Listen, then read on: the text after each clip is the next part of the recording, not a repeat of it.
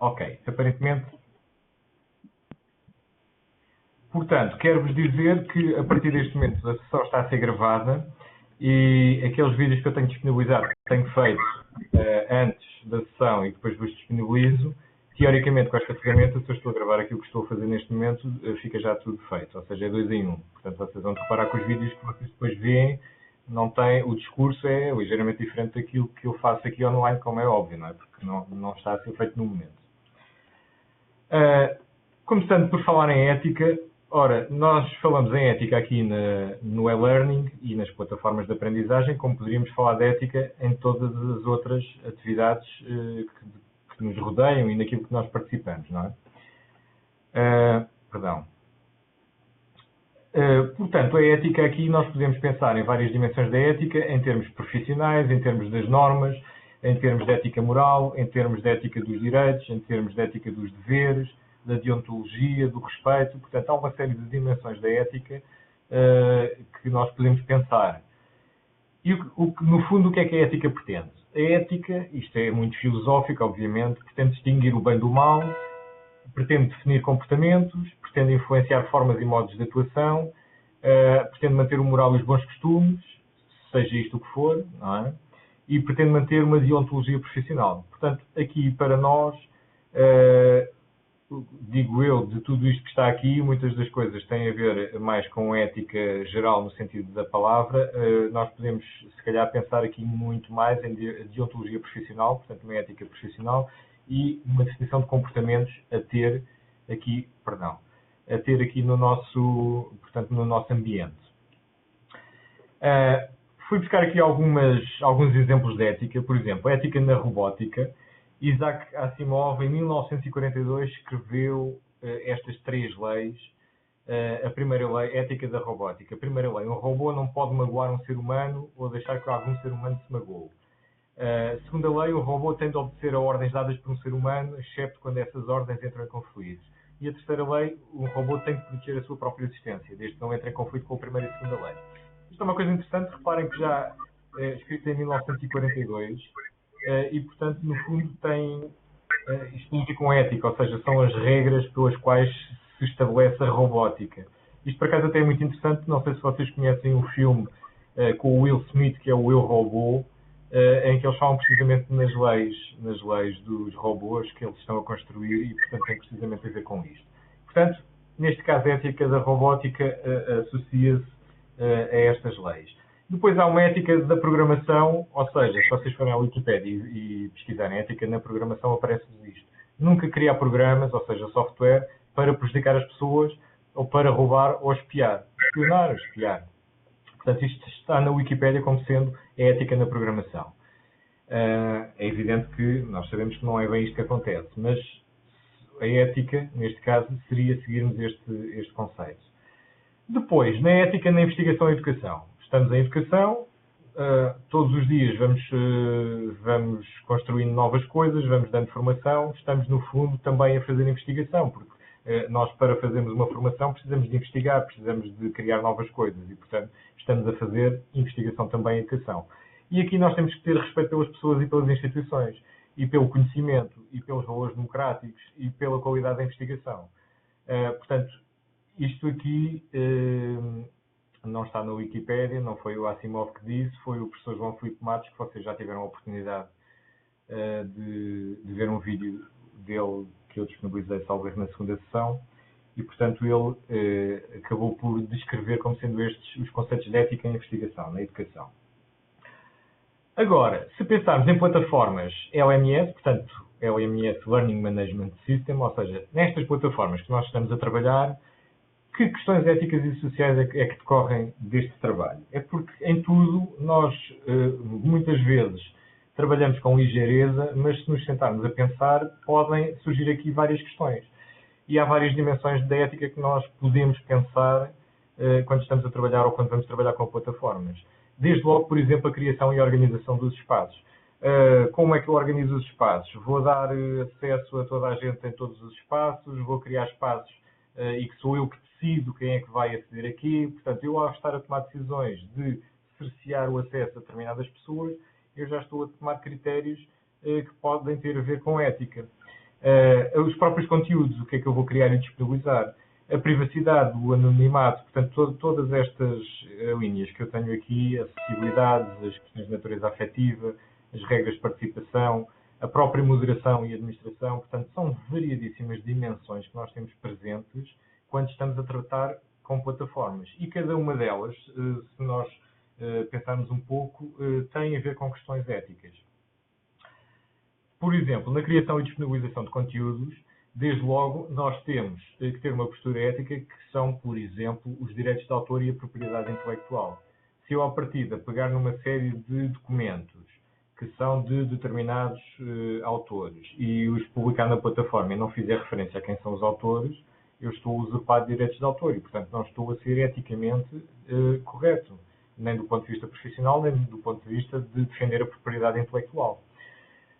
Por outro lado, eu quando crio e disponibilizo conteúdos, eu tenho que pensar, por exemplo, numa diversidade cultural dos alunos/formandos. Tenho que pensar também nas questões do plágio, ou seja, não posso, é impensável eu pegar numa coisa qualquer da internet, numa apresentação, modificar só o nome do apresentador, pôr lá o meu nome e dar aquilo como sendo meu. Portanto, isso não é ético, obviamente. E isso acontece todos os dias, e vocês sabem que acontece, e tenho conhecimento, e todos os dias vejo casos desses.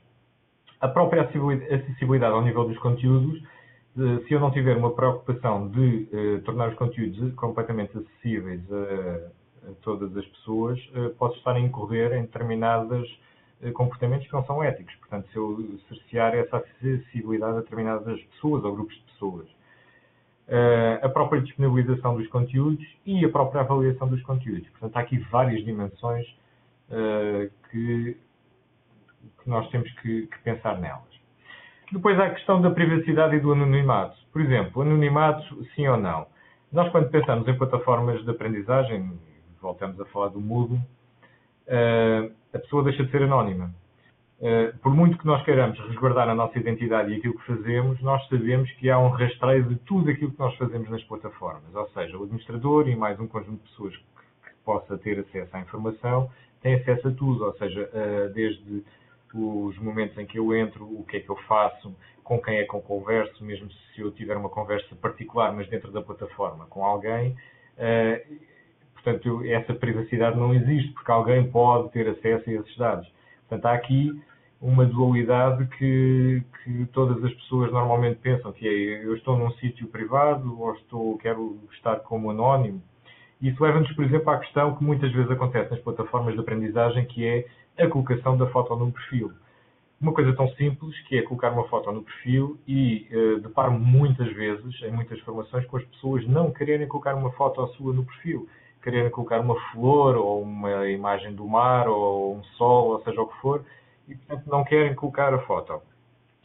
E agora surge aqui a questão ética, que é, por um lado, a pessoa tem direito à sua privacidade e ao seu anonimato, e portanto ser anónimo, mas ser anónimo numa plataforma de aprendizagem, quando estamos em formação e quando nós temos que saber com quem é que estamos a interagir e quem é que diz o quê e quais são as opiniões de cada um.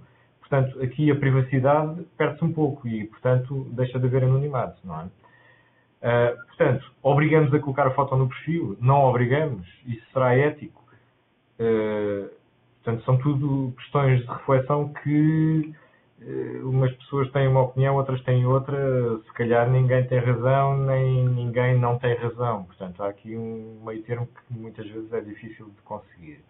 E a privacidade, portanto, era aquilo que eu dizia, em que aspecto é que posso ter privacidade na plataforma? Se considerarmos estas questões que eu disse, se calhar não há privacidade nenhuma.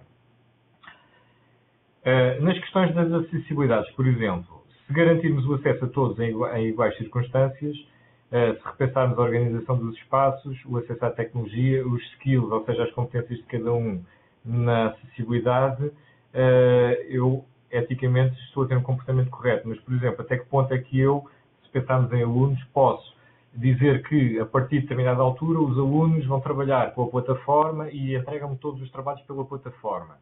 Então, mas e se houver alunos que não têm computador, por exemplo, como é que eu resolvo essa situação? Estarei a ser eticamente correto?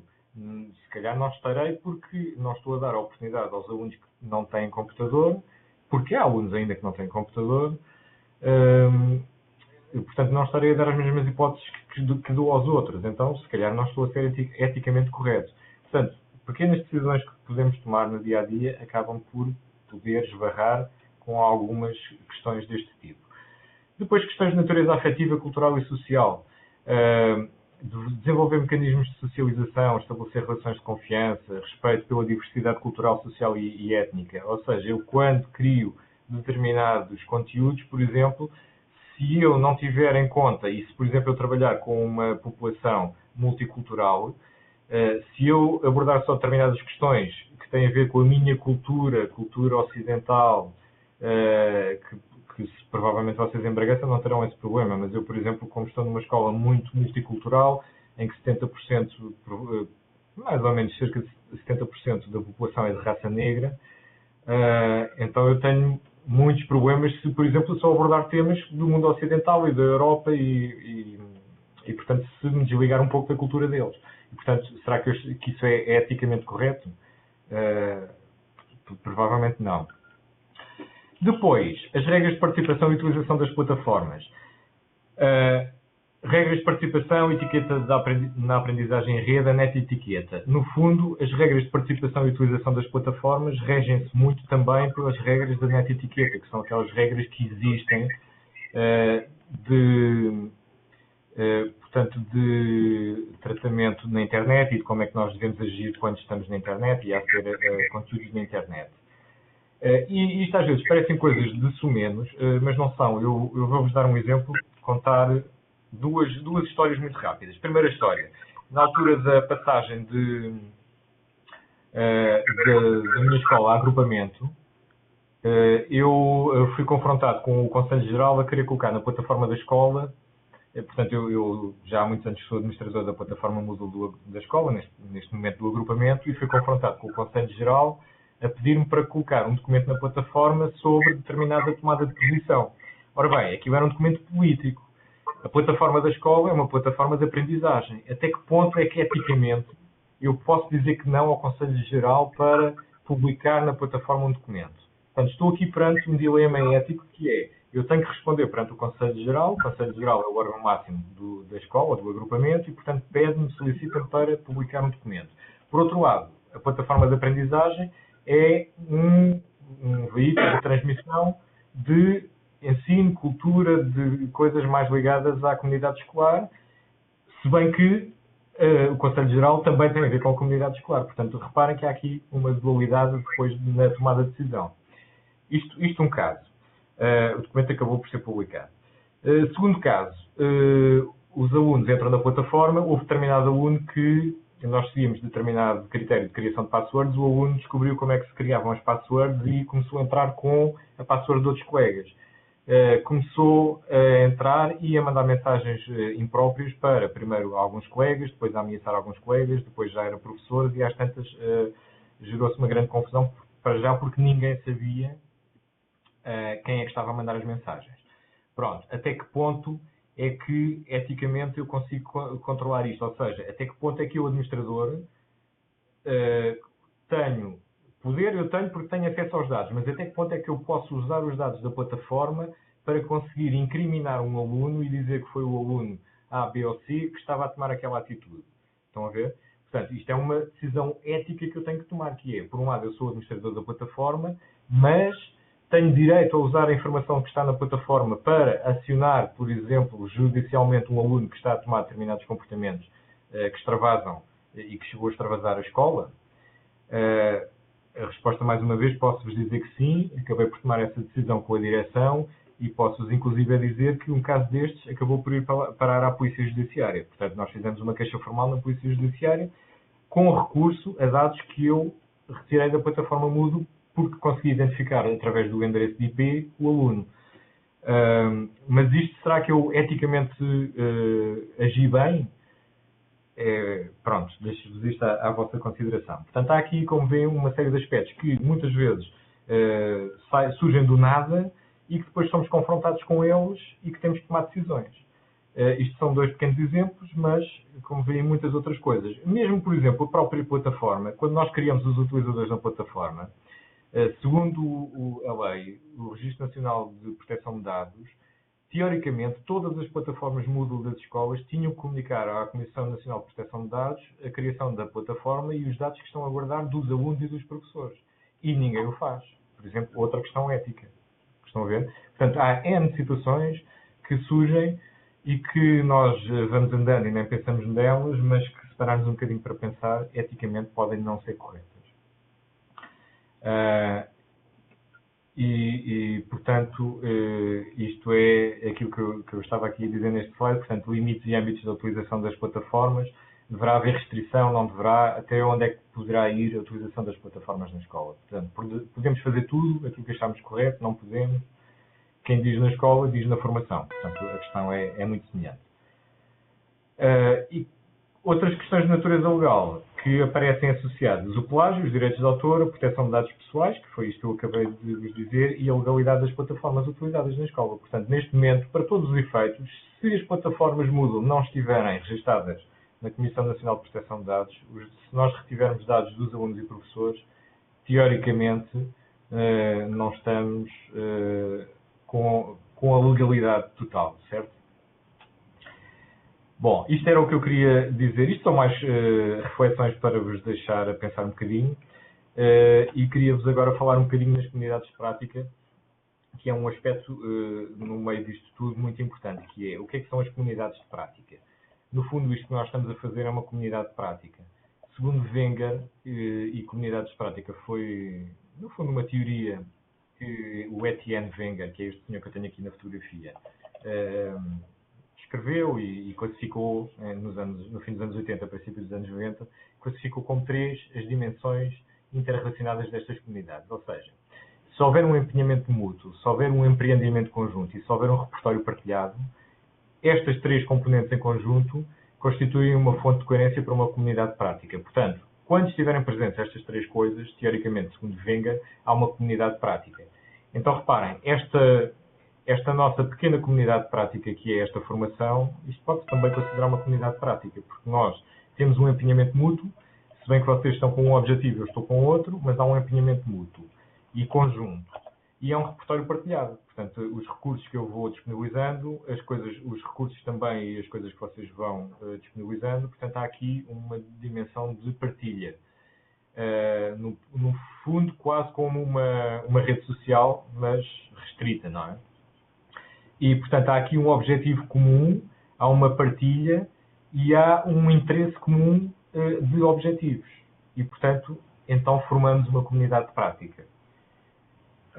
Tenho aqui mais descrito estas 3 componentes. Portanto, a dimensão do empenhamento mútuo associa a diversidade de envolvimentos, os relacionamentos, a complexidade social. Portanto, não vou estar a ler o texto todo que está aqui, portanto, vocês depois terão a oportunidade de ler. O empreendimento conjunto tem a ver com os fatores de negociação, portanto, uma responsabilidade mútua, as interpretações, os ritmos, as respostas. Portanto, há toda uma construção conjunta. E, finalmente, a dimensão do repertório partilhado. São as histórias, as ferramentas, as ações, tudo aquilo que nós vamos partilhando. Ou seja, as vossas intervenções nos fóruns, as experiências que vocês dizem, as coisas que vocês vão dizendo que estão a correr bem, que estão a correr mal, estas próprias histórias que eu vou contando, outras que vocês contam. Portanto, tudo isto é um repertório partilhado de experiências que nós vamos construindo e faz parte desta terceira dimensão do Etienne Wenger. E, portanto, na prática, era isto que eu vos queria chamar a atenção e era isto que eu tinha para dizer por hoje. Portanto, como veem, uma comunicação muito curtinha. O Etienne Wenger esteve cá a semana passada, no tal Congresso de TIC Educação 2012. Ainda não vos consigo disponibilizar as datas porque elas ainda não foram tornadas públicas, mas assim que for possível eu disponibilizo. Não sei se... Pronto, da minha parte para já é tudo. Não sei se alguém quer fazer já algum comentário ou se quer colocar alguma questão. Estava aqui a colocar o som agora a toda a gente.